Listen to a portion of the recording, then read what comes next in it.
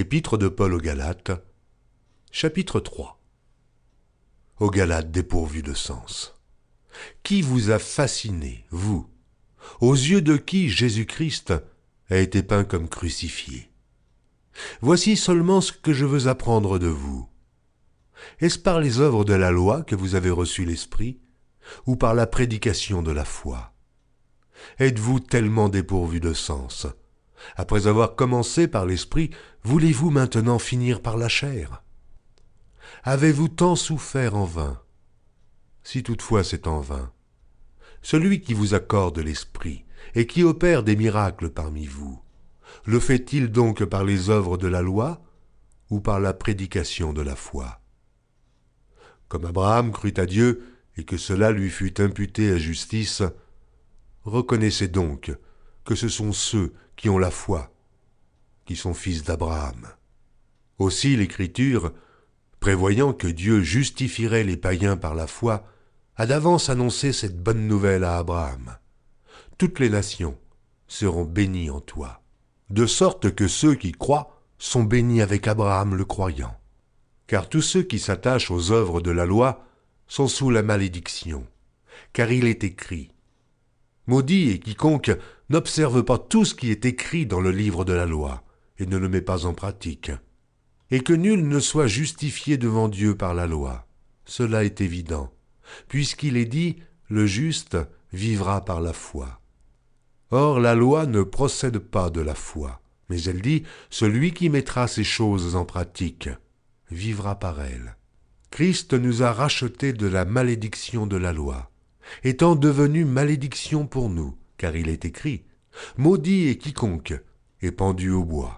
Afin que la bénédiction d'Abraham eût pour les païens son accomplissement en Jésus-Christ, et que nous reçussions par la foi l'Esprit qui avait été promis.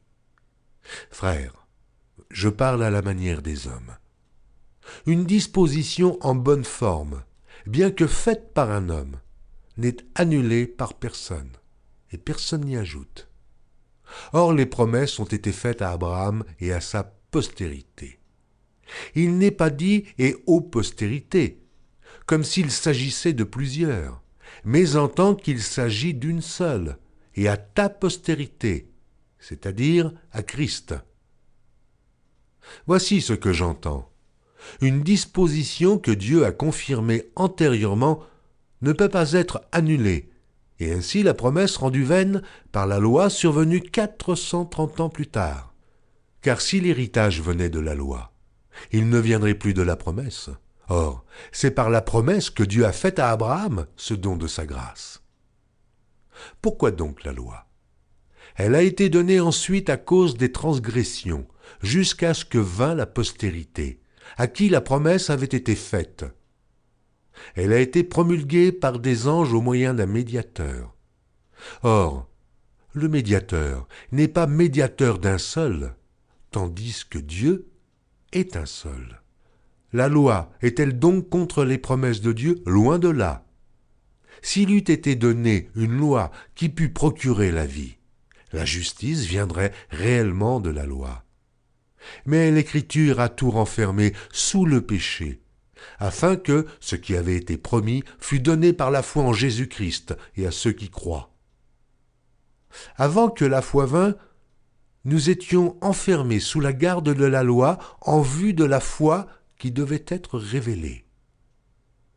Ainsi, la loi a été comme un pédagogue pour nous conduire à Christ, afin que nous fussions justifiés par la foi.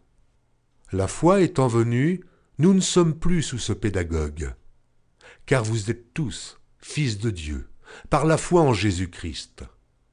Vous tous qui avez été baptisés en Christ, vous avez revêtu Christ. Il n'y a plus ni juif ni grec. Il n'y a plus ni esclave ni libre. Il n'y a plus ni homme ni femme, car tous, vous êtes un en Jésus-Christ.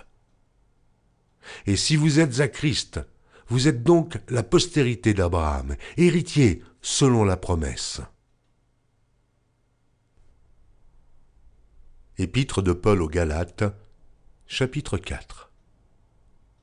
Or, aussi longtemps que l'héritier est enfant, Je dis qu'il ne diffère en rien d'un esclave, quoiqu'il soit le maître de tout. Mais il est sous des tuteurs et des administrateurs, jusqu'au temps marqué par le Père. Nous aussi, de la même manière, lorsque nous étions enfants, nous étions sous l'esclavage des rudiments du monde.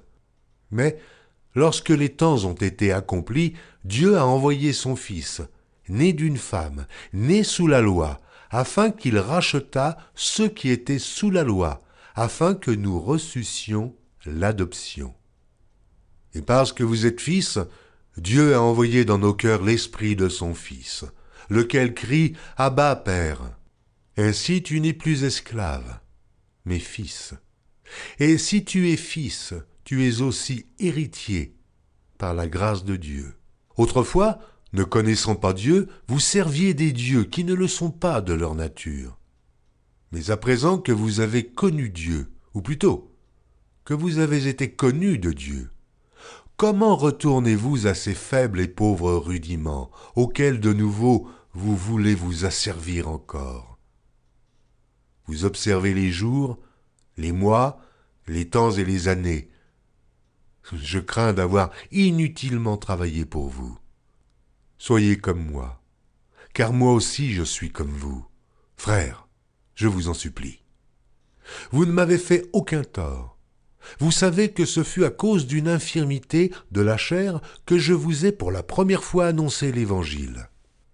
Et mis à l'épreuve par ma chair, vous n'avez témoigné ni mépris, ni dégoût.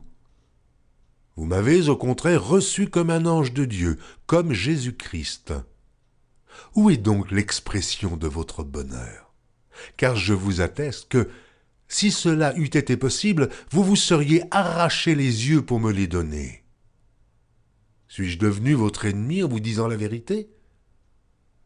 Le zèle qu'ils ont pour vous n'est pas pur, mais ils veulent vous détacher de nous afin que vous soyez zélés pour eux. Il est beau d'avoir du zèle, pour ce qui est bien et en tout temps, et non pas seulement quand je suis présent parmi vous. Mes enfants, pour qui j'éprouve de nouveau les douleurs de l'enfantement, jusqu'à ce que Christ soit formé en vous, je voudrais être maintenant auprès de vous, et changer de langage, car je suis dans l'inquiétude à votre sujet. Dites-moi, vous qui voulez être sous la loi, n'entendez-vous point la loi? Car il est écrit qu'Abraham eut deux fils, un de la femme esclave et un de la femme libre. Mais celui de l'esclave naquit selon la chair, et celui de la femme libre naquit en vertu de la promesse. Ces choses sont allégoriques, car ces femmes sont deux alliances. L'une du mont Sinaï, enfantant pour la servitude, c'est Agar, car Agar, c'est le mont Sinaï en Arabie, et elle correspond à la Jérusalem actuelle, qui est dans la servitude avec ses enfants. Mais la Jérusalem d'en haut est libre, c'est notre mère, car il est écrit « Réjouis-toi, stérile, toi qui n'enfantes point, éclate et pousse des cris. Toi qui n'as pas éprouvé les douleurs de l'enfantement, car les enfants de la délaissée seront plus nombreux que les enfants de celle qui était mariée. Pour vous, frères, comme Isaac, vous êtes enfants de la promesse, et de même, qu'alors celui qui était né selon la chair persécutait celui qui était né selon l'esprit, ainsi en est-il encore maintenant. Mais que dit l'Écriture? Chasse l'esclave et son fils, car le fils de l'esclave n'héritera pas avec le fils de la femme libre. C'est pourquoi, frères, nous ne sommes pas enfants de l'esclavage, mais de la femme libre.